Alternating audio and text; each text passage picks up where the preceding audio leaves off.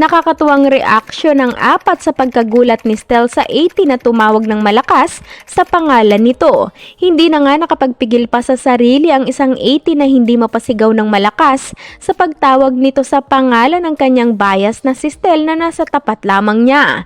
Kitang-kita nga rin sa video ni ate ang napaka-cute na naging reaksyon ni Josh, Pablo, Justin at Ken na nagulat din at napasabay na rin kay Stel sa paglingon sa pinanggalingan ng malakas na boses ni ate girl. Masayang-masaya naman ang grupo na kumaway isa-isa sa lahat at pati sa nakakatuwang 18. Ayon naman sa mga komento na natuwa dahil sa hindi pagiging snub ng grupo sa kanilang mga tagahanga.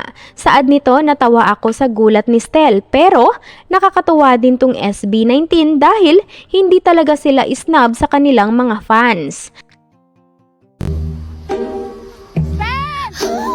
I love you! I love you, Stan!